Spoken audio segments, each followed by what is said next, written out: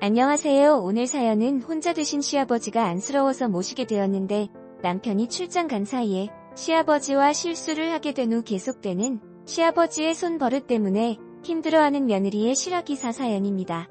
안녕하세요. 저희 남편은 외아들이고 저는 결혼 5년 차로 딸 하나 있습니다. 저희 부부는 결혼을 하면서 바로 아이를 가졌고 이젠 딸아이도 어느 정도 커서 이를 가져볼까 생각 중에도 있었습니다. 그런데 작년 초여름에 시어머니께서 말기암 판정을 받으신 지 3개월 만에 갑작스럽게 돌아가시게 되었습니다.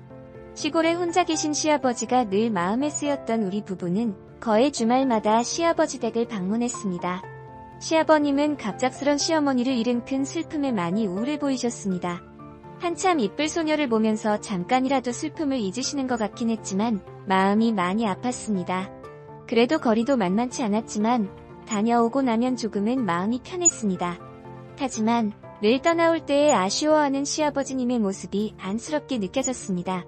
그래서 추워지기 전에 아무도 없는 집에서 홀로 남아 우울해하시는 시아버지를 저는 남편과 상의 끝에 저희 집에서 함께 살자고 제안을 했고 남편은 어려운 결정에 줬다며 많이 고마워했습니다.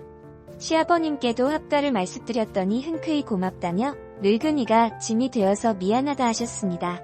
그리고 더 추워지기 전에 저희 부부는 시아버님을 모셔오게 되었습니다. 시아버님은 함께 살기 시작하면서 저희 딸과도 잘 놀아주셨고 종종 환하게 웃으시며 행복해하시는 것 같았습니다. 저도 이렇게 아침, 저녁으로 가까이에서 챙겨드릴 수 있어서 한결 마음이 편했습니다. 그리고 딸아이 아침 등원도 하원도 시아버님께서 손수 맡아서 해주셨고 딸아이도 할아버지를 잘 따랐습니다. 그래서 저도 서서히 일을 알아보려는 욕심도 생겼고 그저 아버님께 울려 감사했습니다. 그러던 어느 날 남편이 출장을 가게 되었다면서 2박 3일 일정이라고 혼자 아버님을 모시게 해서 미안하다며 일본으로 떠났습니다. 그리고 최대한 빨리 끝내고 돌아오겠다는 말고 잊지 않았습니다. 하지만 저는 이미 아버님이 그리 불편하게 느껴지지 않았기에 걱정 말고 잘 끝내고 잘 돌아오라고 하고 남편을 보냈습니다. 늘 똑같은 일상이었습니다. 아버님께서 딸아이를 등원시켜주시고 헬스를 하시고 수영도 하시고 동네 기원에 들러서 바둑을 두신 후에 새롭게 사귄 친구분들과 점심을 드시고 딸아이를 하원시켜서 집으로 데리고 오셨습니다. 이틀은 그렇게 빠르게 지났습니다. 그런데 출장 마지막 밤 저녁 식사 후 딸아이를 씻겨서 재워놓고 아버님께 인사를 드리려고 노크를 하였습니다. 그런데 방 안에서 시어머님의 사진 들여다보며 슬픔에 잠긴 시아버님을 보게 되었습니다. 순간 알 수 없는 연민을 느껴졌습니다. 아버님, 어머님 생각 많이 나시나봐요. 오늘 저랑 위스키 한잔 하시겠어요? 했습니다. 시아버님은 그래, 오늘은 좀 마셔야 잠이 올 것 같다. 한잔 하자꾸나 하셨고요. 시아버님과 저는 한두 잔 위스키를 홀짝이며 시어머니와 관련된 추억을 회상하며 많은 이야기를 나누게 되었습니다. 시아버님 결혼 당시에는 연애라는 게 흔하지 않던 시대였답니다. 시아버님은 대학 시절 좋아하던 여자가 있었고 집안의 격차로 헤어지게 되었답니다.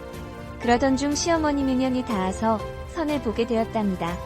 그 당시 시은 공직에 있으셨고 시어머님은 약대를 막 졸업한 여대 졸업생이었답니다.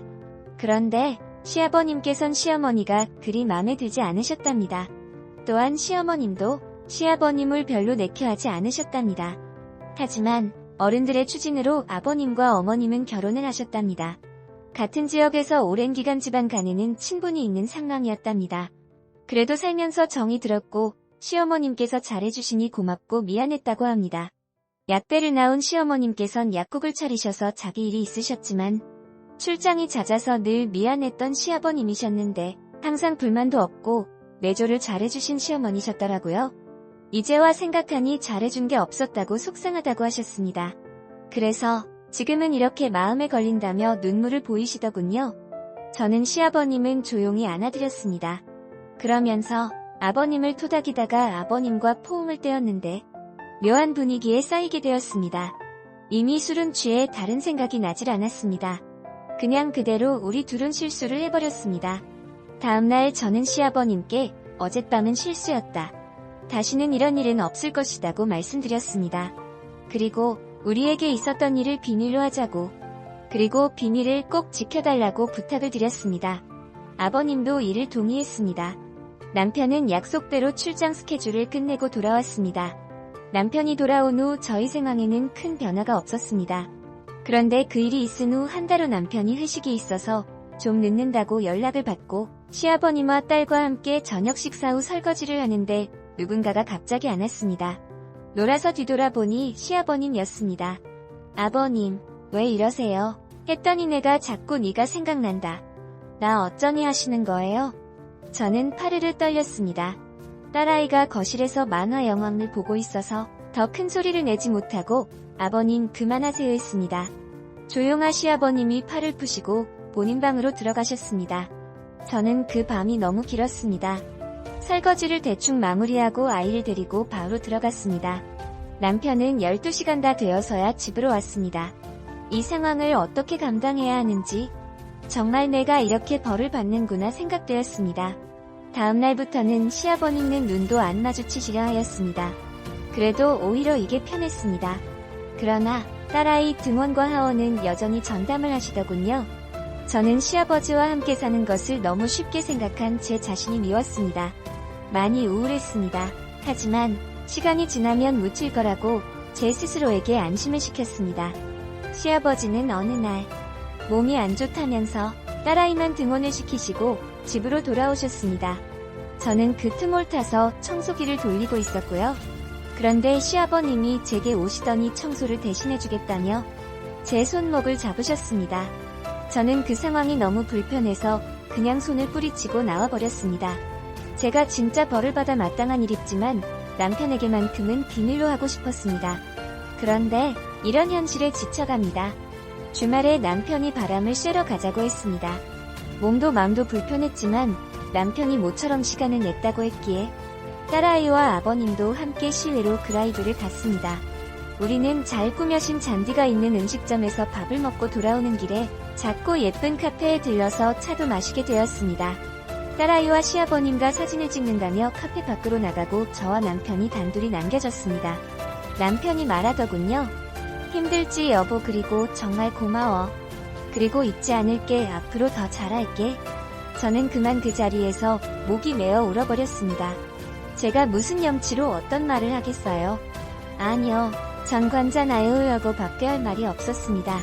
저는 시아버님을 이제 그만 모셨으면 한다는 이야기를 하려고 기회만 보고 있었는데 남편이 절이 나오니 저는 어떻게 하나요?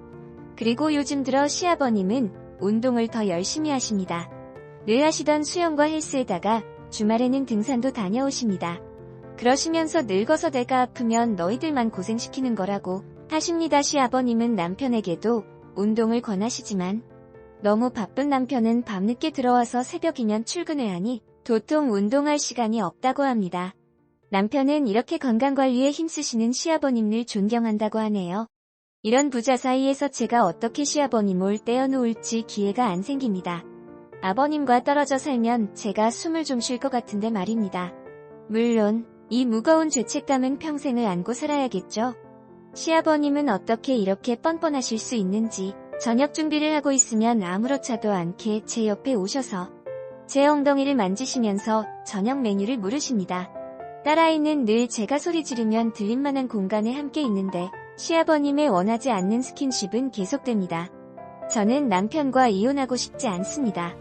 그런데 이대로 라면 말을 해야 할 것 같은데 남편에게 말하면 믿어줄지도 의문이고 막상 이 일로 이혼을 하게 되면 우리 딸아이는 어떻게 될지 정말 힘이 듭니다. 제가 어떻게 하면 시아버님로부터 벗어날 수 있을까요? 너무 양심 없는 거 알지만 가정도 지키고 싶습니다. 그런데 제게는 방법이 없습니다. 도와주세요. 솔직히 며느님 편에서 답이 있더라도 드리고 싶지 않지만 남편분과 우리 어린 자녀를 위해서 작은 의견이고 댓글 부탁드립니다.